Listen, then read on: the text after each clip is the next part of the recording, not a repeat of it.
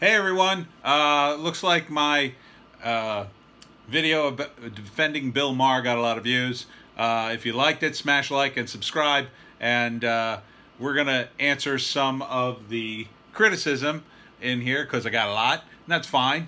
I'm not here to knock anybody, but I'd like to respond to some of the criticisms, particularly to Patrick Cronin.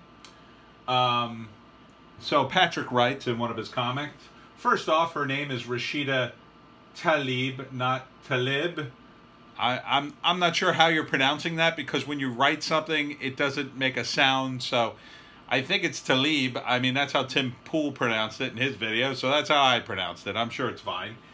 Like she cares. I know, because I used to make the same mistake, just saying for your own good. As a writer, it's always good to spell names properly. Oh, I see what you're saying. But I think it's pronounced Tlaib. No, maybe not. I don't know. Anyhow, how much longer will your old boss be able to cover his jilted neoliberal posterior with his love of marijuana and internet porn? The guy is notorious unapologetic Islamophobe, and his stance on war and virtually everything except marijuana and internet porn are decidedly right-wing. Well, I would say a couple of things. First off, being warlike is no longer a right-wing position, in case you haven't been following the Democrats and the Russiagate thing. They're very much willing to start nuclear war over the 2016 election, and have talked about Russia like they're the Soviet Union, which they are not. They are the Russian Federation. As far as Rashida goes, you know, you kind of just go into he's a jilted neoliberal because he, you know, he's an Islamophobe. I would dispute that. Bill Maher has criticized religion. He made an entire movie called Religionless, where he bashed all religions pretty thoroughly. So he's an atheist, is what he is. And like a lot of atheists, he's pretty gung-ho about it. So I think it's to call him an Islamophobe. First off, that's not a real word. You know, and second off, he's criticized religion for a long time. He's well known for that. So to pick on him because he's criticized Islam is, you know, like picking on a food critic and saying he's anti-hot dog because he criticized hot dogs. Bill has criticized all religions. It's pretty well documented. Okay, what else do you say? That's why your assessment of Rashida Tlaib being left is just another facepalm moment for people like me who have been following the perils of the two Muslim junior representatives, wondering why people like you making the same mistakes in dealing with them. Look, there are a lot of socialist programs in Muslim countries. You know, Somalia is, or was, pretty socialist. Now it's pretty much anarchy, but socialism destroys countries. Venezuela? Anyone? Anyone? And these guys fully backed, the squad fully backed the new Green Deal, which included such provisions as money for people who choose not to work. That's not socialist, that's communist.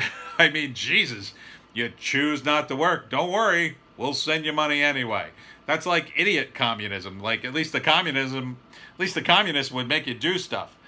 My suggestion to you, Patrick, is to actually talk to someone from one of these socialist countries and talk to them about how, like, when you go to get, like, a cell phone, like, you have to go through 3 different people because the socialist country, like, basically just creates bureaucracy so people could have jobs so they can pay them money, and how inefficient and crazy it is, and why, like, nobody has any money and they're poor and there's no innovation. I mean, that's socialism. I mean, and it starts with deciding that, hey, the state's gonna run the markets, going to control the prices, going to control the price of labor and things like that.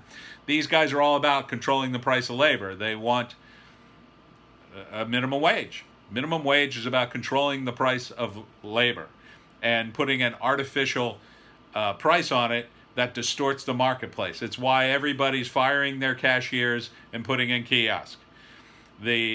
Sooner than they would have if you had allowed there to be no minimum wage, then they would just pay them less and they would at least keep a low-paying job.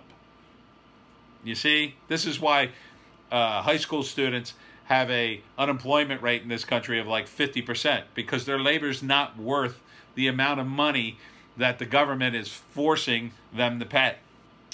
So, anywho, getting back to this, your point. No, I lost my place. Oh, they happen to make valid points at every turn. See there, right there, that makes you sound like a zealot. At every turn, they make points at every turn. No, they don't. They make mistakes like normal people. And lots of people see that and support them. Lots being what? I mean, they got elected. They got more people in their district to vote for them, so that's something, but lots. These people, the problem with these Congress people is they're playing to a national audience, and they're becoming more and more unpopular in their district. They weren't elected to run the federal government. They were elected to do stuff for their district, their tiny district, and the people in it, including the people who even didn't vote for them. And at the end of the day, after all the baseless claims of anti-Semitism and un-American roll off their backs, all that's been accomplished is that even more people support them and agree with them. I would say that, I don't know about Rashida, but I know that Ilhan Omar have made some pretty spicy comments. You should Google them. They don't sound very, very good. And I get the difference between criticizing the Israeli government, criticizing the Israeli state, and criticizing Jewish people. I mean, those are three different things. And, you know, a lot of times that gets conflated. People think, oh, you're criticizing Israel. Well, you're criticizing all Jewish people. Not necessarily the case. But it makes it very difficult when you have organizations like AIPAC, which is a very powerful organization, the second most powerful lobby in Washington. And when they conflate, they do it too. They do it, you know, as a defense. They don't want the Israeli government, the Likud party, to be criticized. And they say, well, you're an anti-Semite if you criticize the Jewish state. So there's a lot of conflation going on both sides. But that being said, Ilhan Omar, Rashida Tlaib, they don't run the federal government. They're in a small portion of it. Okay, they're not there to negotiate trade deals all by themselves or foreign policy all by themselves. And to throw your weight around in them is not a positive thing. What you have to do is go through the process. And, you know, just trying to go around the president just because you think he's a bad guy, that is, you know, jumping the line. And it's not good. And sometimes it's even illegal. So you got to be careful with this kind of stuff. The fact of the matter is they're right. Well, I mean, they're right about everything. Well, I would disagree with that, including Bill Maher's TV show. The guy is done. See, that's not what Rashida said. Rashida is floating the idea of boycotting the show. And that's stupid. She should not be involved in that at all. Now, it's fine for her to criticize it, and, you know, if she wants to waste time on Twitter doing that, but to call for a boycott, she is a government person.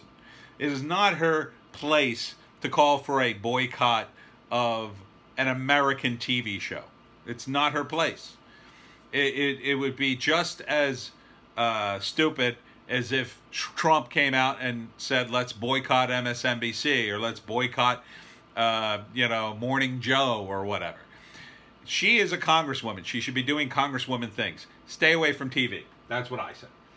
I can't tell you how many loyal followers the guy has lost in the last 3 to 4 years. Well, I question whether or not you have that data. I think you're just like anybody else. You know some random people, and yeah, they're probably got similar political beliefs to you, and they're mad too at Bill Maher because he says crazy stuff. Part of being a comedian and part of being on his show is you say stuff to get people to watch. That's why he used the N-word. He used the N-word, you know, and he got in trouble, but it gets him ratings. So, you know, I'm not saying I agree with everything that Bill Maher says, but I'm saying it's a different bar for him. Okay? He can say outrageous things. He's a comedian. That's what comedians do. Rashida Tlaib has to conduct herself with more dignity and should not be, you know, running around involved with TV show hosts in any way. Surely there's hard data available on that. Well, you don't have it here. A boycott at this point in Maher's career is bordering on gratuitous. It's very, very self-righteous of you. I can't put it in simpler terms. There's no need to. You sound very self-righteous and full of yourself, the way you're wording this.